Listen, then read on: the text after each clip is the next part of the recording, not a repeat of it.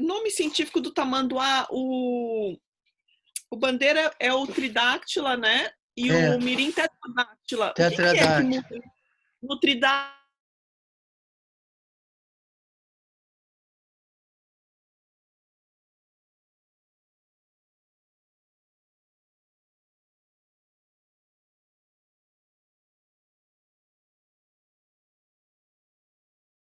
Não são 4 ou 5 dedos? Mas eu francamente, eu estou inseguro para responder com precisão. Mas existe uma diferença na mão e nos pezinhos. E se a minha memória não me trai, o tridáctilo tem 3 dedinhos proeminentes na mãozinha da frente, à frente. Não tem um pequenininho aqui também? Porque eu lembro... Mas assim, 3 proeminentes, né? Proeminentes, tá. né? Eu acredito que tem a ver com os dedos avantajados que ele possui.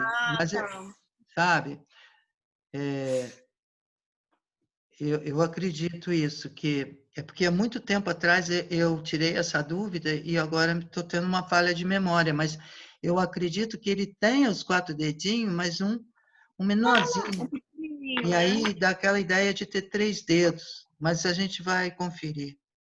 Porque a pata traseira dos dois acho que é a mesma coisa, né? Acho que a pata mas a dianteira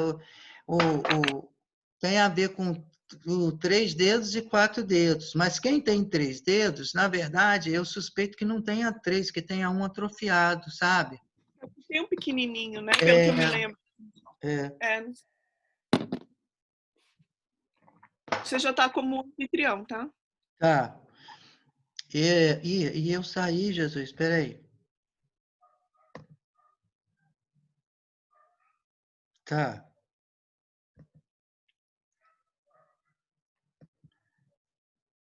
Então tá. Então eu estou mostrando aqui o Rio São Francisco, próximo à nascente, a uns 9 quilômetros da nascente, mais ou menos. E é o hábitat desses bichos, sabe? Bem, eu podia falar mais da onça parda. Contar umas histórias. Mas eu vinha falando para vocês isso, assim, geralmente esse período de 2 horas da manhã, essa madrugada mais profunda, podemos chamar assim, é aonde ela está mais ativa, né? E ela tem um olfato incrível e uma audição incrível, então ela entra em atividade em busca de pequenas presas, né? Muitas vezes até acaba virando lixo em alguma residência, em algum alojamento, embora seja raro. Mais comum com lobo-guará. Eu disse para vocês que existiam em torno de, olha, Jô, você está vendo um gato, eu estou vendo o seu olho brilhando, né? Existem, como eu disse, a grosso modo, 6 felinos no Brasil, assim, populares, né? Hoje já estão subdivididos algumas, mas esses felinos todos são ameaçados e alguns até desconhecidos, para a grande maioria. E um bicho muito pouco conhecido, inclusive pela ciência, é o gato palheiro, que é uma espécie com ampla distribuição na América do Sul, né? Ela acontece desde essas áreas dos Andes peruanos até a parte do Brasil, o Brasil Central,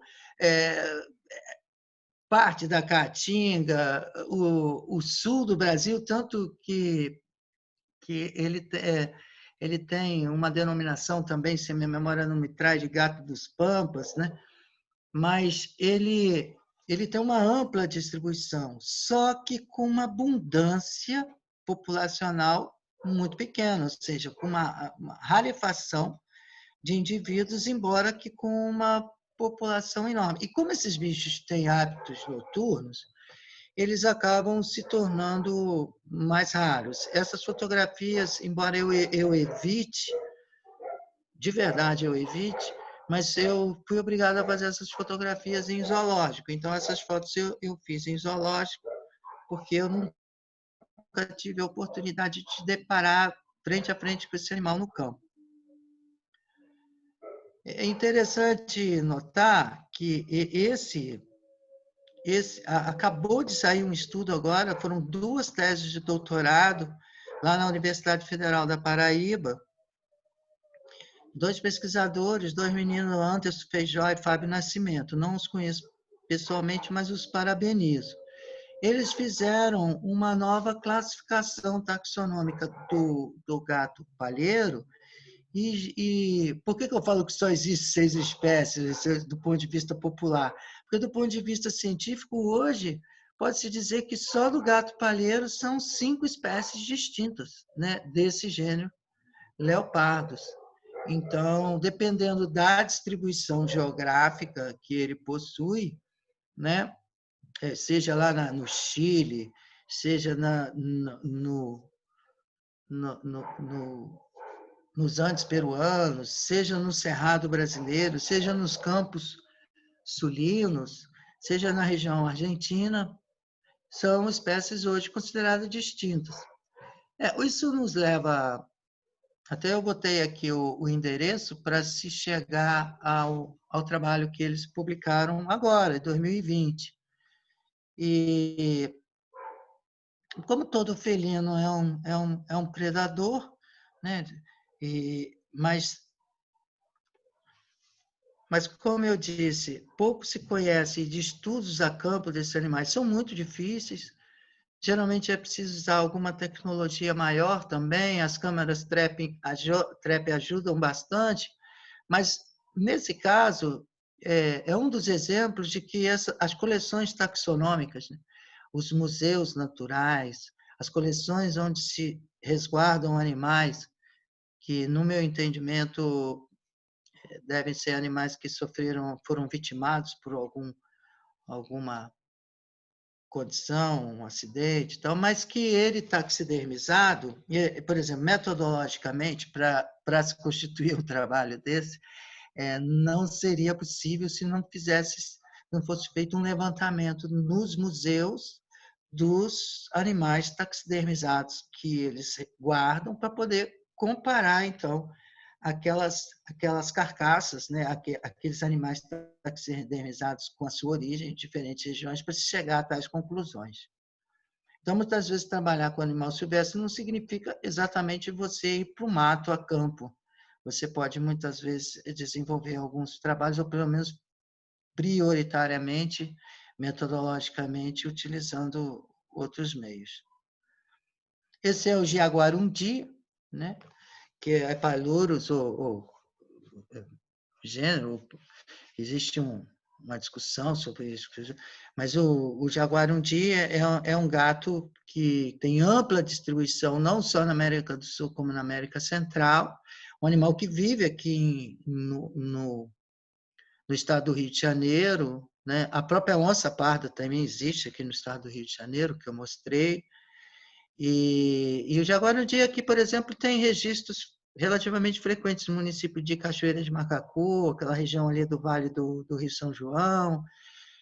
Algumas áreas preservadas você ainda encontra os registros do jaguarundi. Todos esses gatos foram muito perseguidos, sejam pelo homem do campo, pelos caçadores de forma geral, porque, assim como as serpentes carregam um estigma muito violento, histórico, enfim.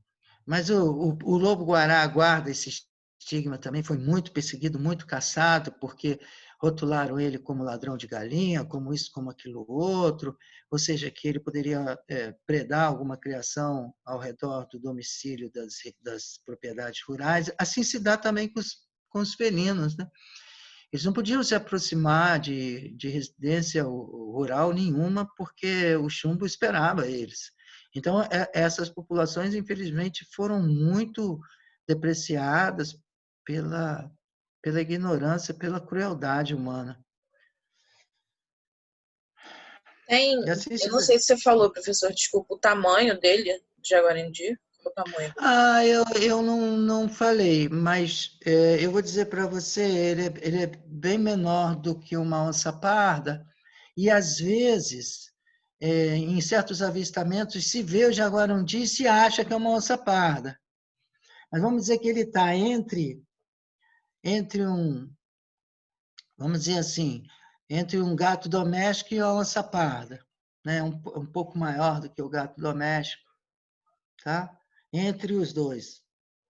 Tá bom, obrigada. A medição exata dele eu posso tirar, porque às vezes a memória da gente não ajuda muito para você ser tão preciso com o número, mas acho que deu para ter uma referência, né? Maior que um gato palheiro, menor do que uma onça. Ou maior que um gato doméstico, melhor dizendo. Obrigada. Nada. E as pintadas também são vítimas históricas, né, dos processos de ocupação humana, do comportamento humano. Todos esses animais são vítimas, principalmente não só da caça, mas com a perda de hábitat. As onças, elas possuem populações não só florestais, como de ambiente aberto. Então, por exemplo, o caso da pintada, ela existe na região amazônica, mas é sabido que os indivíduos da região amazônica são um pouco menores de hábitos florestais do que os indivíduos que habitam regiões abertas, como o Pantanal. Então, assim, são animais que são tanto diurnos quanto noturnos, embora... Então, assim, geralmente buscam um ponto de observação, frequentemente à margem de rios, né, à borda de matas ciliares. Existem registros, embora não sejam frequentes, mas existem registros de ataque a humanos, mas são raros também, né? São certos abusos, certas condições que acontecem. Então, são exímias nadadoras, as onças pintadas, inclusive podem predar répteis aquáticos, como próprios jacarés, né? Enfim, foram muito predadas e sofreram grandes mutilações quando mantidas em cativeiro também, com corte de caninos, com exposição de canal, corte de garra, ou seja, e até hoje esses animais, todos esses que eu falei, tanto o lobo, quanto a onça parda, quanto a pintada, é preciso que os projetos, como tem sido feito, os projetos de conservação, tenham um trabalho de educação ambiental, de proposição de alternativas, de estudos, para que as populações rurais não os vejam assim como realmente um inimigo que preda o bezerro, que preda. Muitas vezes esses animais acabam invadindo as propriedades rurais até pela redução do hábitat, com a diminuição de presas nos ambientes naturais e, claro, as transformações que acontecem, e ninguém vive de energia cósmica, os animais têm que buscar alguma coisa para sobreviver. Posso falar mais sobre ela, de verdade.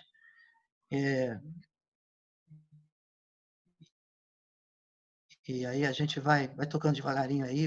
Existe a versão melânica, né? Porque a onça pintada, tanto a pintada quanto a preta é a mesma onça, e elas cruzam, ela pode ter filhotes enegrecidos ou não, né? Mas é mais, todas elas mantêm essas manchas, essas células, mas a versão melânica, essas manchas negras, elas estão mais discretas, né? Mais difíceis de serem observadas. Precisa chegar mais próximo um pouco para se perceber. Dentre os primatas, na lista de espécies ameaçadas de extinção, no encontro passado a gente falou de alguns deles, como os próprios micos-leões, não chegamos a falar ainda do monocarvoeiro, o muriqui, né, com 2 espécies, que é o Bracteles arachnoides, e entre outros. E dentre esses outros, existe uma espécie de calicebos que também está criticamente ameaçado, né? Que é o chamado guigó da caatinga. vive hoje na estação ecológica do Raso da Caatinga, principalmente. Mas esse primata, o gênero Calicebus, né, que inclui pelo menos umas 15 espécies nessa subfamília Calicebini, dependendo também da chave taxonômica que a gente esteja utilizando, ele possui várias espécies, né? O Calicebus personatus, por exemplo, que é esse fotografado aqui na Serra da Canastra, dependendo da lista, ele também pode ser considerado ameaçado no grau vulnerável. É um bicho que tem vários nomes, assim, é conhecido como sauá, guigó, né? Quando você conversa com o homem do campo, você tem que perceber um pouco quais são as referências dele do ponto de vista cultural, regional. Quando você conversa com os norte-americanos, eles falam em titty monkeys, né? E assim por diante, depende muito do seu interlocutor. Mas o fato é que, a parte que todas as espécies possuem sua beleza, considerando os parâmetros humanos, assim, ele é realmente fofo. Ele lembra um bichinho de pelúcia, assim, é um dos primatas mais carismáticos, assim, ou pelo menos com potencial carismático que possui. Muitos deles, como essa foto que a gente fez do Calicebus, eles podem se alimentar de frutos que ainda não amadureceram completamente, e com isso também garantir o seu alimento, que muitas vezes outras espécies esperariam que esses frutos se tornassem maduros e mais palatáveis. Enfim, são animais que vivem em grupos, como a maioria dos primatas.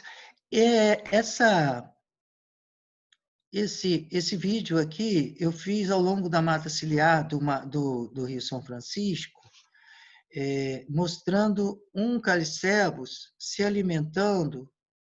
Eu estou clicando aqui porque eu estou realmente na esperança que rode. Se alimentando do broto de uma árvore, de um ipê amarelo. Então, ele está ali se alimentando e não sei por que não quer passar, né? Eu estou clicando aqui, não passa. Isso foi no dia 10 de julho, né? No mesmo ano, no dia 20, eles estavam lá se alimentando, só que agora da flor. Então, foi muito interessante mostrar isso, porque os primatas têm o seu território, eles forrageiam muitas vezes não só aquilo que se move, que eles são capazes de predar, né? Embora que, como vocês estão observando, os calicebos têm uma alimentação que inclui uma dieta vegetal bastante expressiva, considerável, mas assim, é preciso que tenha as árvores, é preciso que tenha a floresta. Muitas vezes eu falo isso para o estudante, muitas vezes, poxa, mas esse primata nunca vi, não existe mais. Mas eu pergunto assim, onde que está a floresta onde ele vivia? Né? Cadê o hábitat?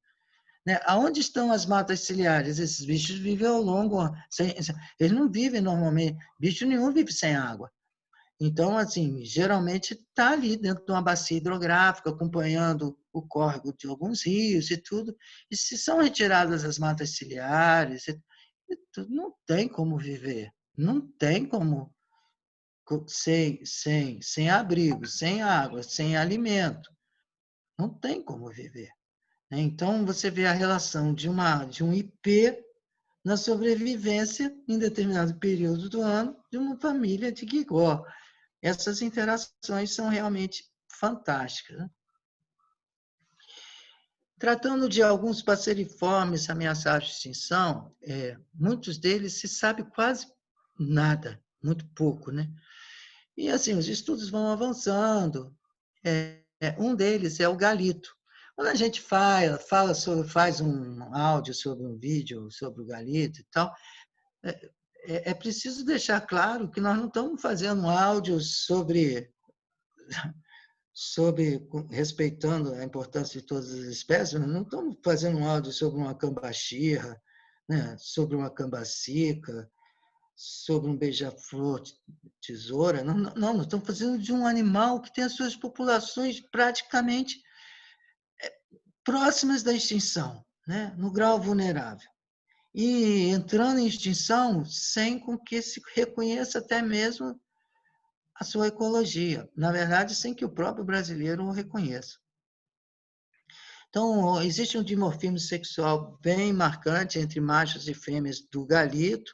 É um animal que tem o hábitat preferencial, o cerrado, né? Mas ele também habita outras regiões, até o Rio Grande do Sul ele chega, né? Passando pelo estado do Paraná. Os cerrados do estado de São Paulo, se conta hoje, a última notícia que eu tive, que existiam 7 indivíduos de galito no estado de São Paulo inteiro. 7 indivíduos. Então, assim, não é... Então, são animais que, na época das chuvas, no Parque Nacional da Serra da Canastra, a população aumenta, porque é um animal que tem hábitos, certas migrações que são feitas, embora que nem toda a população migre, e eles habitam aqueles campos que eu mostrei no início, sabe? Aquele monte de flor. Então, isso favorece várias populações, principalmente de artrópodes, de insetos de forma geral. Aí ele fica pousadinho num galinho. Aí, pena que o vídeo tem que passar, né? Ele fica pousadinho ali no galinho nossa, que pena, eu botei tanto vídeo aqui, não passa. Passa. E aí ficava pousadinho ali no galinho, passa um inseto, ele voa e volta para o mesmo galinho, né? Tanto o macho quanto a fêmea se alimenta principalmente de insetos, né? Fazem uns ninhos com postura de 2 a 3 ovos, com aquela vegetação ali mesmo dos campos de cerrado, mas ainda se sabe pouco da ecologia desses animais. Um tiranídeo, né? Ele tem um voo muito característico, que o macho levanta, essa cauda dele fica mais vistosa no período reprodutivo, e quando ele voa, ele levanta essa cauda como se fosse um avião. Você não sabe, o avião não tem lá atrás na cauda aquela parte que eu esqueci o nome, que é mais altinha, assim? Aí ele levanta aquela parte, assim, fica como se fosse um avião, né? Aí muitos chamam ele de aviãozinho e tal, mas, enfim, o macho que é assim. Sem vídeo não vai. Olha lá, a fotinha que eu botei dele voando igual um avião, olha lá, custei a fazer essa foto. E você tem, para mostrar para o aluno, você tem que perder tempo, né? Não, eu vou fazer uma foto, né? Feito ali. Mas precisa chamar de aviãozinho também. A fêmea é mais pardinha. Esses animais não sabem nada deles, né?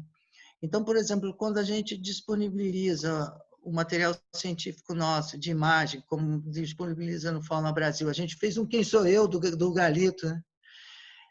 Assim, todos esses bichos, praticamente, ou quase todos que a gente está mostrando, boa parte deles, a gente tem um banco de imagens muito grande, né? E a gente sempre aguarda um aluno interessado, né? Por exemplo, o Galito, a gente fez um Quem Sou Eu, mas poderia fazer um documentário dele, não precisava fazer um vídeo de 1 minuto, né? Mas tem que mostrar para o mundo antes para que se mude as políticas públicas, né? Para que se crie, sensibilize a sociedade, né? Que a gente está ficando sozinho. Esse é outro ameaçado de extinção, o tico-tico de máscara negra, o tico-tico mascarado, o Coryphaspisa melanodes. Também, quando a gente começou a pesquisar, quase nada de imagem tinha desse bicho, nada mesmo. Quando eu escrevi esse livro aqui, ó, Animais Ameaçados de Extinção no Brasil, eu usei uma foto que eu consegui que não chega nem aos pés dessa fotografia aqui, porque quase nada tinha, inclusive de imagem, nem tinha imagem. Hoje já se tem, né? Mas, por exemplo, essa imagem aqui eu fiz, ó, e cedi para o Ciência Hoje. Né? As crianças do Brasil todo puderam conhecer o tico-tico mascarado, né? Mas que não existia, ninguém sabia o que era. E o animal que vive nesses campos limpos do Cerrado. Muitas vezes um olhar desavisado chega num campo limpo desse e fala assim, isso aqui não tem nada, isso aqui é um deserto. Sabe por quê? Sabe por quê, Jô?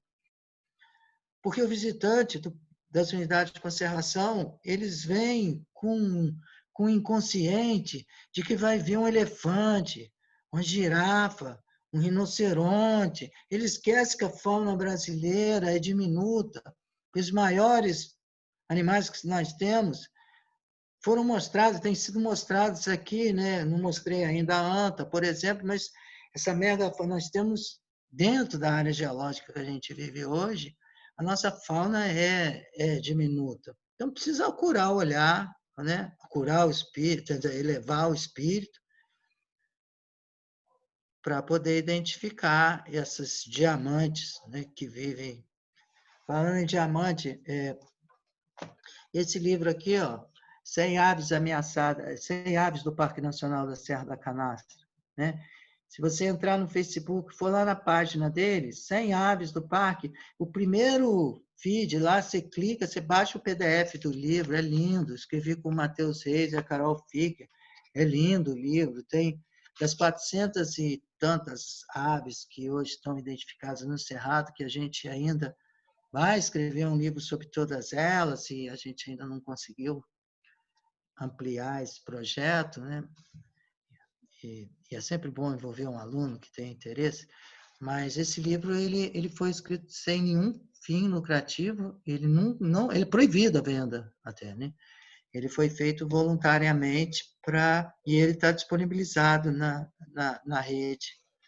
E a introdução do livro fala muito sobre essas fitofisionomias do cerrado, explicando os ambientes, é muito legal.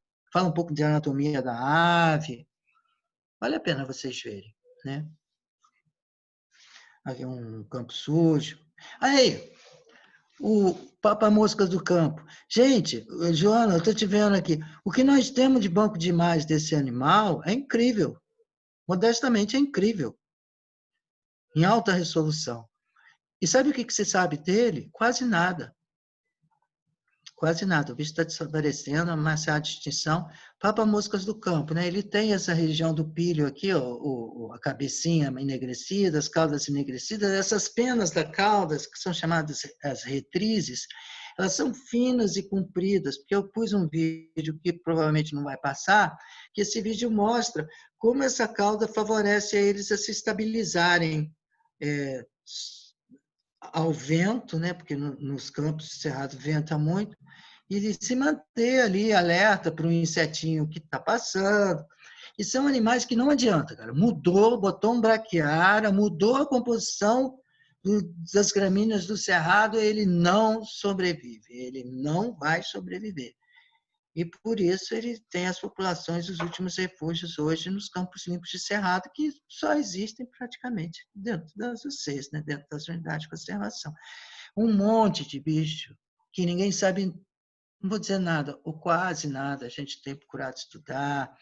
Tem um grupo da UFSCar, com os amigos Carol Fica e o Matheus Reis, que escreveram comigo esse livro, que tem especial interesse na pesquisa desses animais no Cerrado, que a gente vem buscando conhecer, né? Então, sempre precisa de um aluno, sempre precisa de alguém.